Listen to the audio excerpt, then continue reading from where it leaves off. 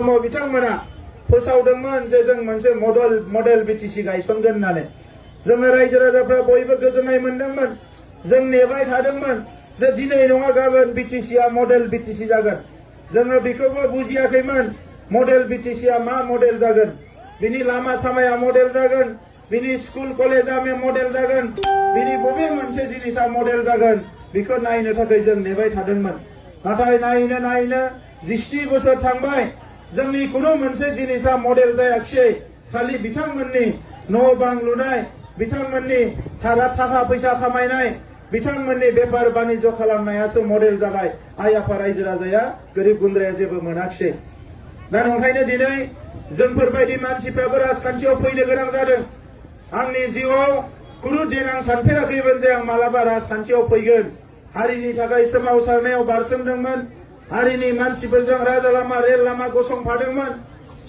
slogan होदोंमोन धरना होदोंमोन बायदिसिना खोथा बाथ्राफोरखौ लानानै दिल्ली दिसपुरनि अफिसारफोरजों मन्त्रि मनलाफोरजों नांलायदोंमोन हारिनि थाखाय नाथाय उनाव फैनानै दिनै राजखान्थियाव जोङो फैनो गोनां जाबाय बिएससि मोननाय समाव जों बयबो बरायदों बिटिसि मोननाय समाव जों बयबो बरायदों नाथाय दुखुनांथाव बाथ्राया बेसेबांबा बुरजा मानसि थैनानै थै आरो जिउ होनानै पुलिस मिलिटारिजों बुग्लिजानानै जेल जानानै मोननाय बिटिआरखौ बिथांमोना बिपिएफनि दैदेनगिरिफोर हाग्रामा महिलारि चन्दन ब्रह्म बिथांमोना गनायना लाया होननानै फोसावदों दा जि बिटिआरआव बे बिटिआरखौ सोरजिनो थाखाय जथेस्थ रायजो राजाफ्रा खस्थ' खालामनांदों थाखा फैसा गारनांदों बे बिटिआरखौ बिथांमोना जेला गनायना लाया होननानै बुंबाय अब्ला जोङो दिनै राजखान्थियाव फैनो गोनां जादों मानोना बिटिआरआवनो दिनै ओरैबायदि मोनसे थासारि फैबाय थांनाय समाव जोंनि गामि आर्मि पुलिसा गिदिङोमोन मानसि नायगिरोमोन दिनै जोंनि गामिफ्राव आर्मि पुलिसनि दावरावा गैला आरो मालाबाबो जानाय नंला बेजों लोगोसे जोंनि सेंग्राफ्रा न' बां गारनानै खारनो गोनां जादोंमोन हाग्रा बंग्रा थानो गोनां जादोंमोन आरो गोरोबथाया जानायनि उनाव दिनै बिथांमोना बयबो गावबा गावनि न' आरो गामियावनो थानानै बिमा बिफा बिब' बिनानावजों संसार जानो हानाय जाबाय मोजां मोनसे गोग्गो न'खर संसार दानायनि खोथाखौ बिमा बिफाजों रायलाय होनलाय खालामनानै बिदा फंबाय रायलायनानै मोनसे मोजां हाबाफारि रनसायनो हानायनि मोनसे सम फैबाय दा बेबायदि मोनसे मोजां गोरोबथाखौ बिथां हाग्रामा महिलारि चन्दन ब्रह्म बिथांमोना लुबैयाखै बेराफारसेथिं बड'लेण्डआवथ' जों बिएससि बिटिसि बिटिआर मोनबाय बाहेरनि बर' फिसाफ्रा जेबो मोनाखैमोन आरो बै समाव दिनै बड'लेण्डनि बाहेरनि 10 लाख बर' फिसाफ्रा जोंनि राजखान्थि मोनथाया माला मोनगोन बेखौ लानानै गोबां सिन्था जायोमोन बिथांमोनाबो सोमावसारफादोंमोन बिथाङाबो जिउ होफादोंमोन बिथांमोनाबो थै होफादोंमोन बिथांमोनाबो जेल जानांदोंमोन नाथाय बिनि उनाव नैबे गोरोबथा जानाय लोगो लोगोनो नैबे गोरोबथानि गेजेरजोंसो बिपिएफनि मानसिफ्रा हाग्रामा महिलारि चन्दन ब्रह्म बिथांमोना मालाबाबो बरायाखै बिथांमोना सोंखारिदोंसो हारिया जेखौ मोजां मोनो हारिया जेजों जौगागोन हारियाव जायजों हारिनि जेंनाफ्रा सुस्रांजागोन बेबायदि मोनसे हाबाफारिखौ बिथांमोना सोंखारिबोदों मानगोनां रायजोफोर दा नंखायनो दिनै जोङो साननो गोनां बाध्य जादों जे बिथांमोननियाव हारिनि फारसे साननाय गोहोआ दङना गैला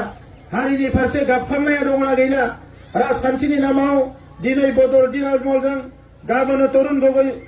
तरुण गगৈ बिथाङा गैला कंग्रेसजों जायजों गोसो बिजोंनो बिथांमोना दिनै बारसोमनानै गावबा गावनि गादि लानाय पावार लानायनि अंकखौल' खालामदों आइ आफा रायजो राजाया मा मोनदों मा मोनाखै बेखौ लानानै जेबो हिसाब गैया 5 बोसोरनि उन जेला इलेक्सन फैयो अब्ला गरफा गरनै थाखा रानोनो जाय थाखाया रायजो राजानि जायखौ रायजो राजाया अराय सम मोननांगौ बेखौनो बिथांमोना जानानै उनाव रायजो राजाखौ बायनो नागिरो रायजो राजाखौ बायलाय फानलाय खालामनो नागिरो जाय रायजो राजाया जोंनि बिमा बिफा जाय रायजो राजाया जोंनि बिदा फंबाय जाय रायजो राजाखौ लानानै जोङो इयुनाव मोनसे गेरेमसा हारि दानायनि सिमां रनसायदों बड'फा उपेन्द्रनाथ ब्रह्मआ बुंनाय बायदि बे रायजो राजाखौ दिनै बिथांमोना बायलाय फानलाय खालामो रायजो राजाखौ गावसोरनि आखाइ मोजोमाव थानाय बायदि बाहायो दा नंखायनो रायजोफोर दिनै सम फैदों बे हारिया बेसेबांबा जुजिनानै संसार जाबोनाय हारि बे हारिया दिनै मालाय सुथुरफोरजों जुजिनानै दिनै गावनि राव थुनलाइ हारिमु फोथांनानै लाखिनाय मोनसे हारि आरो बे हारिनि सोरबा साफा सानै मानसिया हारिखौ थगाय नागिरोब्ला फोथाय खेबस' खालामनो नागिरोबा हारिनि मानसिफोरखौ जुदि बिथांमोना अराय सम नेवसिनानै जानो नागिरोबा बिनि फिननायखौ जोङो नागिरनांगोन रायजोफोर आरो दिनै सम फैबाय बेनिखायनो जे नैबे बिसायख'थिनि गेजेरजोंनो जोंनो थार बिजिरनायखौ जों नागिरनांगोन माबायदि 27 बोसोराव बिथांमोना जोंनि आइ आफा रायजो राजाखौ थगायबोखो दा नंखायनो रायजोफोर जोङो 2 मासल' जाबाय सरकार दानाया बे 2 मासाव दिनै हा हुनि मोन्थायखौ लानानै जोंनि आइ आफा रायजो राजाफोरा गाबखांदोंमोन जोङो हा हुनि मोन्थायखौ मोनगोन ना मोना मालाय हारियाथ' मालाय जोंनि हारियावबो गोबां सुबुंफोर दङ दिनै हा गैजायै आरो बेखौ नोजोर बोनानै सरकारा मास मोनसे जानाय लोगो लोगोनो 5,700 सुबुंनो हानि पाट्टा होनाय जाबाय फरेस्ट ओनसोलाव थानाय मानसिफोरनो नैबे 2020 मायथाइयावनो जे 21 मायथाइयावनो जोङो गासैनोबो हानि मोन्थायखौ होनो थाखाय जोङो थिग खालामनाय जाबाय बेजों लोगोसे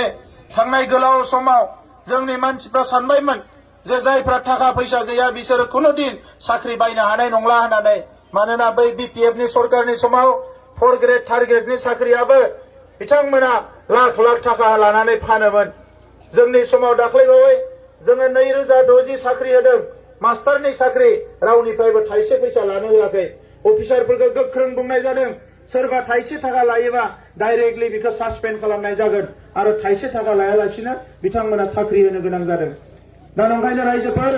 दिनै जोंनियाव सोलायनाया फैबाय गोजोन थासारिया फैबाय रैखाथिया फैबाय आरो बे समाव फैनानै सोरबाया जानला मोनला खालामोबा बेखौ आइ आफा रायजो राजाफ्रा गोख्रोङै गसंनांगोन दा नंखायनो रायजोफोर आं नोंथांमोनखौ खावलायदों जे नैबे बिसायख'थिया जोंनि हारि थांनाय थैनायखौ लानानै जुजिनायनि मोनसे बिसायख'थि